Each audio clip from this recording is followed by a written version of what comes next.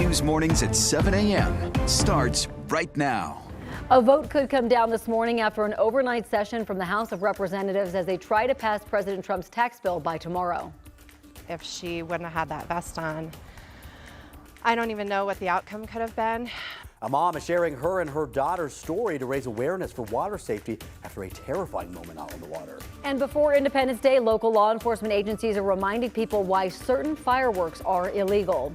Let's take a live look outside right now over Golden from our Lookout Mountain camera this morning. Blue skies, and we're going to be heating up once again into the 90s. Thanks for joining us. I'm Corey Rose. And I'm Jordan Chavez. Good morning, everybody. Well, the 4th of July is tomorrow. That makes a lot of sense. Pretty seasonable right there. Let's get a closer look at that forecast now with Keely Chalmers. Keely, good morning. Yeah, good morning. Temperatures once again warming into the 90s. Made it up to 92 degrees at DIA yesterday, 94 degrees here at 9 News.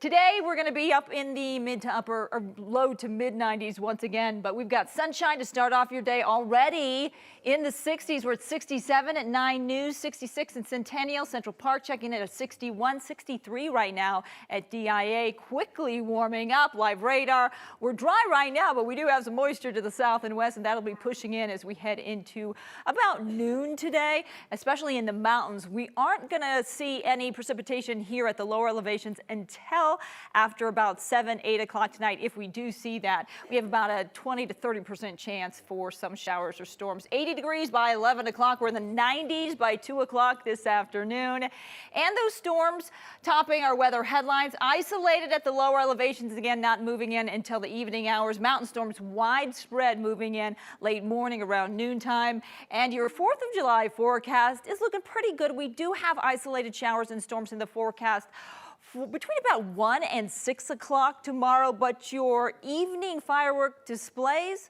looking pretty good. That is good news, Keely. 7:02. Let's check in on the drive for you. Live look right now, I-25 8th Avenue. Right here headed toward us are southbound lanes. We had an earlier broken down vehicle. It was blocking one of the lanes right in the middle of the interstate. It did move out of the way, but check it out. It caused delays for us into the North Washington area, I-25 Park Avenue. So I want to bring you over to our map and kind of give you some context. Zooming in, so the broken down vehicle has cleared, but check it out. Southbound I-25 slow to about I-70 this morning. 10-minute delay on westbound I-70 for your drive between E-470 and 76. 5-minute delay on southbound 225 approaching I-25, but really not looking bad overall for your DTC to downtown drive. Southbound 15 minutes, northbound 17. All right, thank you, Erica. New this morning, we are learning that a Colorado firefighter died during a family vacation in Hawaii. Officials say that 51-year-old Greg DeRocher was scuba diving with his family, and when he came out of the water, he said he was having trouble breathing. Moments later, he collapsed, and his family and the dive instructor gave him CPR until paramedics arrived. He later died at the hospital. Police do not suspect foul play, but the medical examiner is still figuring out exactly what happened. Colorado's lakes and reservoirs will be packed this holiday weekend, and CPW wants to make sure everyone gets home safely. It's one of the busiest weekends of the year, and that means more people will be out on the water, which increases the potential for accidents. Officials say many people underestimate just how dangerous Colorado waters can be, even for experienced swimmers. They're reminding people to wear a life jacket when in Colorado's cold water. So even if you're a fantastic swimmer and an experienced swimmer, if your body goes into cold water shock, you actually cramp up and you cannot swim and get to shore. So that is why we encourage people to wear a life jacket so that your head is above the water so that you can breathe. It'll save you, your kid. It's just really important and buys you more time. Life jackets are a powerful life-saving tool for people on the water. A Colorado mother knows that better than anyone. New this morning, she is sharing her family's story about how a life vest saved her daughter's life. 9 News reporter Brianna Fernandez is live at Chatfield State Park this morning. Brianna, it sounds like a scary situation for everyone involved. Yeah, it really was. So Heidi, who you're going to hear from in just a couple of minutes, she has a strict rule when it comes to any water activity. She tells her kids, no vest, no go. That means you can absolutely not get in the water if you don't have a vest. So it was a really scary situation what happened here less than 2 weeks ago at Chatfield State Park. So she tells me that she was out here with friends and with her daughters, and they were having a great time out here in the lake. So they went paddleboarding with friends and spending day at a beautiful lake. So after 2 hours at the park, Heidi and her daughter went back in for one last paddleboard ride. The child tried to move from one board to another, but she had trouble maneuvering and started to panic. So eventually Heidi grabbed her daughter back to the board Everything seemed fine until Heidi noticed that her 12-year-old daughter was having a medical emergency. The daughter rolled off the board back into the water. This time she was unconscious. People nearby, first responders, everyone arrived within just a couple of minutes. Bottom line is that if she wouldn't have had that vest on, I don't even know what the outcome could have been. Even though I was right there with her, and I've heard parents say, oh, I don't need one, I'll be right there. Like, I was right there. And if she wouldn't have had that vest on, she would have gone under. When you're unconscious, you can't swim. So I'm just really glad that I was there and that she had the vest on, that I stuck to my guns about her wearing it. Yeah, Heidi tells me that her 12-year-old daughter, she is doing fine, but she just wants to remind parents, especially for 4th of July weekend when we know that Chatfield and other state parks around the state are going to be fully packed, and also because of summer vacation, a lot of kids are going to be out and about. Stay focused, stay alert, and of course, have that vest on all the time. For now, I'm live here at Chatfield. Brianna Fernandez for 9 News. Brianna, thank you. Colorado Parks and Wildlife will also be stepping up enforcement of boating under the influence laws this holiday weekend. It's part of the National Operation Dry Water campaign. CPW says alcohol affects your body faster on the water and is one of the leading causes of recreational boating deaths. Officers will be increasing patrols and checkpoints with penalties ranging from fines and jail time to losing your boating privileges. And don't forget your life jacket, as we were just talking about. It's not just recommended, it is required. This morning, Aurora police needs your help in solving a cold case from 2022. This was around 5 a.m. on January 30th of 2022 when officers responded to a shooting at a house party on Dallas Street near Colfax. They found a 35-year-old man, Jose Alberto Bautista Marquez, who died at the scene.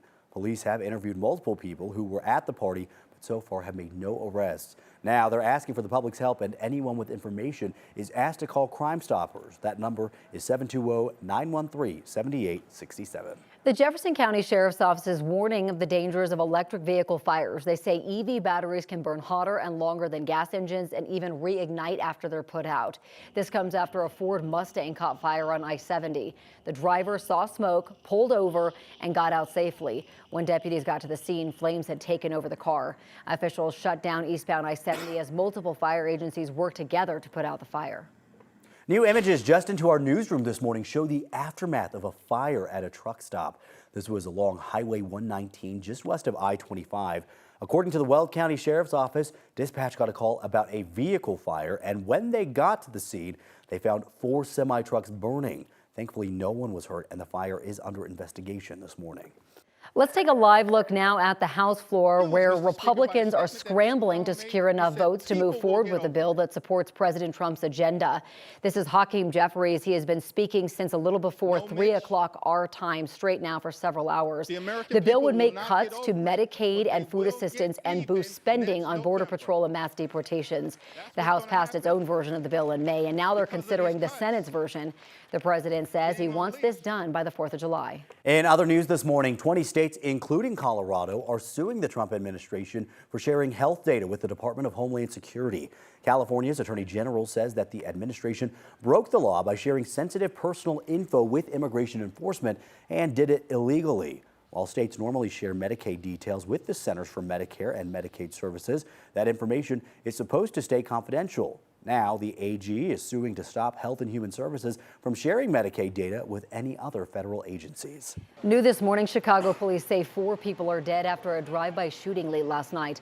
Police said a dark-colored vehicle drove past a group standing outside a downtown Chicago nightclub, and at least 1 suspect opened fire on them.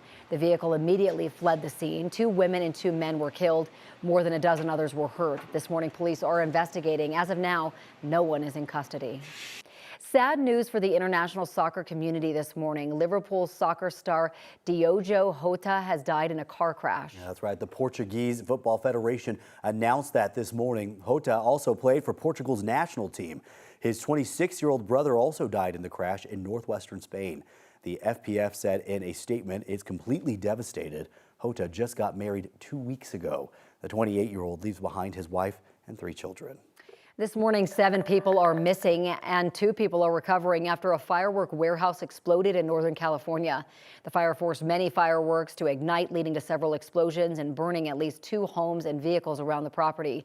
It also caused several vegetation fires. Officials are using drones to assess any remaining hazards since the explosion. The cause of the fire is under investigation. Meanwhile, a firework explosion at the new Seabury Country Club Wednesday.